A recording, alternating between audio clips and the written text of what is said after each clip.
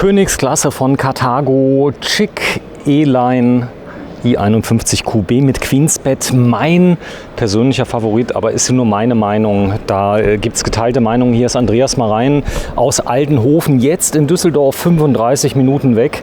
Das Queensbett, wir gehen am besten gleich mal rein, schauen uns das mal an. Gerne.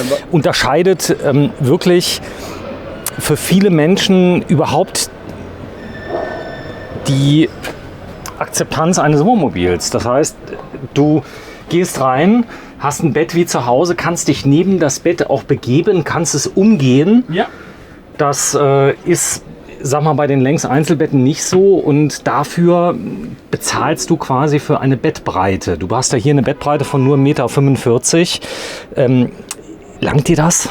Also meine Frau und ich, wir fahren Queensbett und wir kommen da sehr gut mit zurecht. Ja, überhaupt kein Problem. Hast du 1,45 Meter oder ein bisschen größer? Nee, 1,60 haben wir in unserem Auto drin. Klar sind 15 Zentimeter, ist nochmal, ich sag mal, ein Tacken mehr. Aber die 1,45, ich habe vorher den S-Plus gefahren, einen 52er. Der hatte genau das gleiche Bett drin, die 1,45.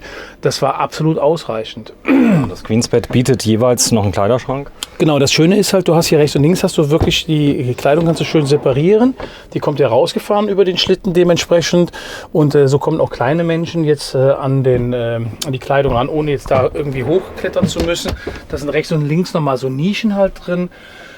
Oben nochmal mit USB-Steckdosen versehen, sodass also da Handy beispielsweise ganz gut geladen werden kann. Oder was ich auch immer wieder mal höre von unseren Kunden, die haben so ein Apnoe-Gerät, das kann dann da schön eingestellt werden.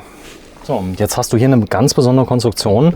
Du hast fast ein technisches Meisterwerk. Ich begebe mich schon mal in die Filmposition. Der Fernseher, der kann nämlich verschoben werden. Die Nummer, ja. Die Nummer. Genau, die meistens am dritten Messetag nicht mehr gut geht, ja, weil die Leute die kaputt machen. Ja, das ist jetzt eins der Punkte. Du hast eben mal gefragt, was geht denn so im Messebetrieb am meisten kaputt? Und so eine Messe ist wirklich eine absolute Härtebelastung für jedes Fahrzeug. Wir reden über 100.000 Leute, die hier durchlaufen. Absolut. Und diese Türe wird dann am Tag 50.000 Mal, sage ich jetzt mal, auf und zu gemacht.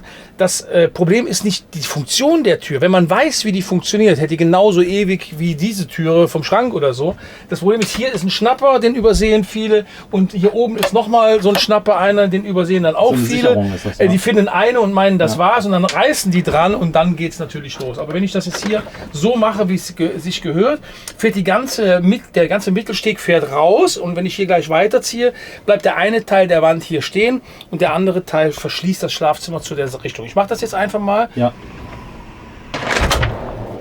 Ja, damit funktioniert das auch. Und jetzt kann ich hier bequem in mein Schlafzimmer reinkommen und habe hier auch nochmal eine Türe, wo ich dann den gesamten Schlafraum verschließen kann. Darf ich dir mal eine ganz persönliche Frage stellen? Du musst sie auch nicht beantworten.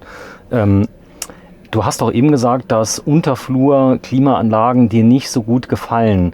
Wenn ich aber jetzt hier so toll zumachen kann und sage, ich will nur den Schlafbereich kühlen, mach die Unterflur-Klimaanlage in die Heckgarage rein und blase von oben über, würde das denn gehen? Du hast das, was du gerade gesagt hast, nicht ganz so wiedergegeben, wie ich eben gesagt habe. Ich habe gesagt, so eine Unterflugklimaanlage ist eine tolle Sache, aber als alleinige Klimaanlage ist es für mich nur eine Lösung für die Nacht, weil die halt eben sehr leise läuft, aber eben nicht so effektiv ist. Weil das leise, also meine Frau hat letztes Mal gesagt, die Klimaanlage war anders, sagt, die ist ja so laut, ich konnte überhaupt nicht schlafen. Und so eine Unterflur, die hörst du ganz, ganz wenig. Ganz, ganz wenig. Die kannst du irgendwo im Stauraum verbauen und bringst dann halt über die Luftkanäle, bringst du deine Kaltluft dahin, wo du sie haben möchtest. Und hier wäre das jetzt beispielsweise, sage ich jetzt mal, so eine Option, wo man so eine Unterflurklimaanlage verbaut, die dann eben beispielsweise nur den hinteren Bereich des Fahrzeugs kühlt. Ja? So könnte man hier mit einer oder, wenn man es ganz ideal haben möchte, mit 2 Klimaanlagen, tagsüber die Dachklimaanlage, um das Auto richtig runter zu kühlen und in der Nacht halt fürs Schlafen. Aber im Regelfall, ganz ehrlich, und das ist jetzt auch aus der Praxis raus, ich nutze meine Klimaanlage im Fahrzeug wirklich super selten. Also wenn so schwüles Wetter ist, das mag ich halt einfach nicht. Aber ansonsten Dachhaubenlüfter vorne auf, die beiden Fenster so ein bisschen auf Kipp gestellt, dann zirkuliert die Luft permanent und so kann ich eigentlich vernünftig in so einem Auto schlafen. Es war so schwül gestern Abend. Also ich war auf dem Platz, habe mal kurz die Klimaanlage angemacht, dann kommst du rein. Ja. Man kann sie auch vor dem Schlafen gehen mal so richtig laufen lassen. Da kann man besser schlafen, das ist so. Aber du sagst lieber einen zweiten zweiten Lüfter nachrüsten. Kann man hier das Fenster ersetzen gegen einen Lüfter? Geht das? Theoretisch geht das. Das ist ein ganz normaler Dachhaubenlüfter, dann fliegt halt nur das Dach da dementsprechend raus. Das muss aber gar nicht unbedingt, weil der Dachhaubenlüfter, der über der Küche ist, der reicht völlig aus. Den setze ich auf Ziehen, mache hier das offen und wenn dann die Luft durch den Dachhaubenlüfter rausgezogen wird, strömt ja hier logischerweise frische Luft rein und die Luft, die da rausgeht von der Menge, die kommt hier fast gleich rein. So. Wir machen gleich Cut. Da ist es. Das ganz große Thema ist natürlich Queensbett, was wir mal zeigen wollten. Die Raumaufteilung vorne vor dem Queensbett, ist die anders jetzt eigentlich? Hier vorne mit der Dusche und dem Bad? Ja, die Dusche ist etwas anders geformt. Die ist ja beim anderen so halb rund. Und wie du siehst, die ist hier halt in dem Bereich halt so mit einer Rundung gearbeitet. Und hier wird es dann halt eckig. Das ist von der Dusche her ein Unterschied. Der Einstieg ist natürlich bei dieser Dusche wesentlich breiter jetzt. Das muss man einfach mal so sagen. Ne? Kann man den Raum benutzen zum Umziehen zum Beispiel, dass der mit im Raum integriert ist? Der Rückwärts, also jetzt hier der Bereich, wo wir jetzt sind, ja natürlich, ich habe ja hier nach wie vor meine Raumteilertüre und wenn ich die jetzt geschlossen habe, kann ich mich jetzt hier umziehen. Ja? Du hast eigentlich einen Raum geschaffen, der nicht nur Bad sein muss, sondern hier kann ich mich umziehen, umkleiden, schminken, habe meine Ruhe. Das ist ja oft so, dass deine Kinder... Kann ich die Tür hinter dir zuschließen? Ist die abschließbar? Die ist jetzt abgeschlossen, ist die nicht. Das darf aus Sicherheitsgründen nicht. Die hat hier natürlich so einen, aber auf der anderen Seite kann ich sie genauso wieder aufschließen. Okay, aber wenn da zu ist, wissen die Leute, hey, ich will jetzt nicht... Ja, im Regelfall schon. Ich sag mal, ich habe ja im Regelfall auch keine fremden Leute in meinem Wohnmobil. Im Normalfall ist das ja irgendwie Familie oder so. Das ist eine Besonderheit. Zeig mal bitte. Genau. Ich habe hier in der Türe habe ich noch mal so eine Doppelfunktionstüre. Eine Tür in der Tür. Eine Tür in der Tür. Wenn einer die nicht will, kann man die abwählen. Das ist überhaupt kein Problem. Dann ist die nicht da drin.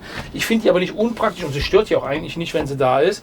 Und so kann ich den Toilettenraum, wenn ich jetzt hier die Türe als Raumteilertüre nutzen möchte, kann ich den Toilettenraum trotzdem verschließen. Andreas, steig mal bitte in die Toilette ein. In die Toilette? Ich meine, draufsetzen kann ich mich. Ja, bitte.